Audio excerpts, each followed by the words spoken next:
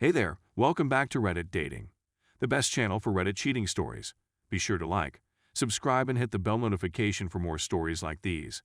Now, let's get into the video. When my girlfriend cheated on me, I devised a plot of vengeance. My girlfriend, 22F, now ex, admitted to me, 24M, that she had been talking to someone else on Instagram and had felt attracted to him, but she felt bad and regretted it. Why? You're probably scratching your head, wondering what occurred. Well, I have an extraordinary ability to detect deception, and this was the most ridiculous piece of rubbish I'd ever heard in my life. The fact that she felt awful for just speaking did not appear to be typical of her. She had been aloof since the beginning of the relationship. Because I was too close to her, I tried to put it aside and concentrate on my work, but something wasn't quite right, and I could still sense something was wrong. The paranoia was consuming me from the inside out. Our relationship deteriorated during the next few weeks. Despite the fact that she had few acquaintances, she had been surprisingly gregarious, going out with a variety of them, or so she claimed. With this knowledge, I was able to conclude that she had only told me half the truth, and that she had continued her criminal activities. The reason why someone would only half confess something in order to continue doing it has eluded me to this day. The relationship was pretty much dead in every manner, and I had counseled her to stop it since I didn't see any use in prolonging it.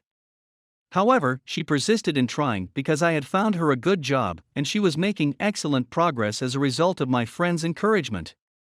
When I realized that this was her motivation for continuing, I felt something break inside of me.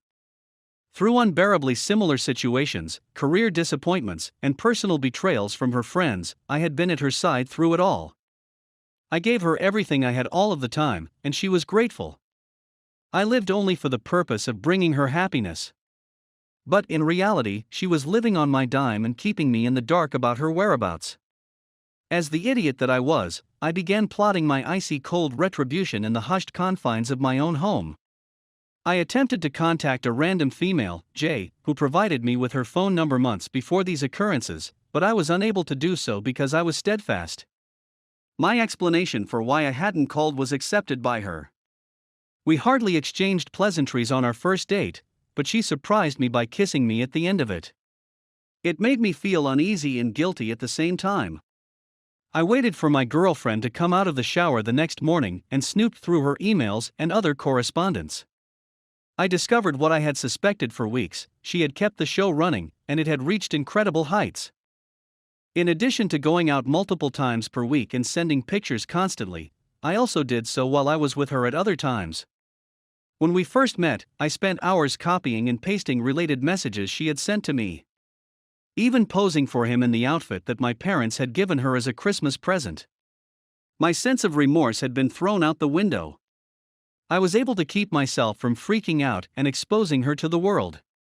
This instilled in me the confidence and blind hatred I required, and I phoned Jay again that night, carrying out my plan in the most brilliantly rage-fueled manner I could think of. As a result, I continued this pattern for around 2 months, having with Jay whenever and wherever possible while maintaining the appearance of a normal boyfriend to the rest of the world. My girlfriend came over one night, and we proceeded to further screw her while focused on the hatred in my thoughts. On other days, I would stay up all night in order to see her and her even more the next morning. Following that, I often left out minor hints of skepticism in her direction in order to make her feel anxious and guilty about the situation. My relationship with my girlfriend came to an end after discovering her lies, but I maintained my moral superiority over her by keeping my secrets from her. Even after I presented her with the facts, she continued to deny everything. She had been depressed for days following their reconciliation. Because of this passage, I felt as though all had been for naught, and that I had never completely received closure. Jay became more at ease in my presence, but I was already engrossed in the whole story of this plot. I couldn't handle the thought of dating anybody else at this time, so I had to call a halt to our relationship as well as our friendship. The following months passed, and the lady whom my ex loathed the most, since she was highly popular with common male friends, happened to come to work with me, much to my surprise. Whoopin' got close, but it was never anything more than a casual relationship. Even though my ex-girlfriend had found out and texted me to confirm it, she was still hurting from our breakup.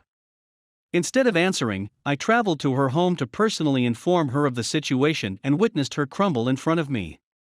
Edit. All of this nonsense did nothing but mess with my head. Her cheating gave me fear about other people betraying me, but what I did demonstrated that I too was a jerk like no other. Since realizing this, my attitude about women and relationships has changed dramatically. I would never do something like this again, but it had to happen for me to learn and see the consequences of letting oneself go with wrath and hatred. It merely causes discomfort and does not promote recovery. Edit 2. For those who feel sorry for Jay, I only chose her as my accomplice since she was in a relationship at the time she gave me her phone number and thus was attempting to cheat. In essence, I thought I was doing justice in more than one name. Nonetheless, I feel awful for her. She didn't deserve to be caught in my garbage and abused in this manner. She was the only one with the foresight to remain a ghost indefinitely. I embrace your contempt with open arms. My mother cheated on my father. My mother was just discovered to have cheated on my father with her current spouse. My parents divorced when I was 4 years old. They had 2 children, my older sister and myself. My father had stated in passing that she had strayed with her now husband while I was in high school, but I was a teenager at the time and didn't give much mind because I didn't understand much about adultery. My father died a few years ago when I was 28 years old. He was unable to find a suitable replacement for my mom.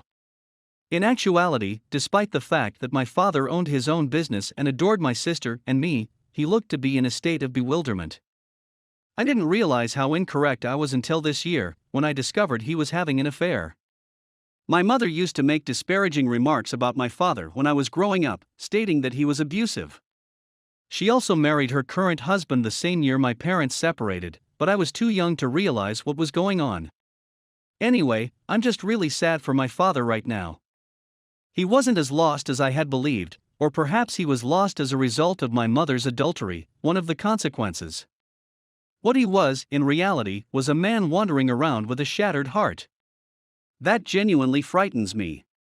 He also admitted before his death that he ruined my marriage, with tears running down his cheeks. I should have recognized what was happening sooner, but I didn't. The source of all the slander was my mother, not him. In truth, he addressed her as your mother, but she only acknowledged him by his first name, and she addressed her now husband as your father while addressing my sister and me. What a messed up predicament we've got. I should have known what I was getting myself into. I wish I could hug my father and tell him it wasn't his fault, that cheating is selfish, and that if she wasn't happy with him, she could have just left without having to sleep with another man. I've been fooled in the past, and I know how awful it can be. I'll never understand why somebody would do such a cruel thing to someone they claim to love, no matter how hard I try. In terms of how I view her, and how I feel about her, my mother will never be the same to me again. The same might be said of her husband. He moved in with my mother and played a hand in my father's and now my own deaths. I don't want to have anything to do with either of them. They have no idea how I found out, and I have no plans to tell them. It is not their problem that they are aware of my desire to separate myself from them in the future. I'm writing this down since I'm not supposed to tell anyone else. To inform you all, infidelity harms your children's hearts as well. My father was my best friend, and I miss him terribly on a daily basis. Now I know he was the most physically powerful man I'd ever met. He kept my sister and me's pain buried for the remainder of our lives, and he never tried to retaliate against us. My mother and her husband, on the other hand, have been carrying a dark secret and professing to be soulmates. No, they are not soulmates in my opinion, instead, they are terrible people. My father may never have found love, but I admired him, and will always see him as a hero. She had the strongest heart I'd ever seen, and I didn't even realize it at the time. Second edit. I'd want to thank everyone who has taken the time to remark and assist me. I'll provide an update as soon as I have one. I've looked over all of the comments and sorry for not being able to react to everyone. Thank you one more.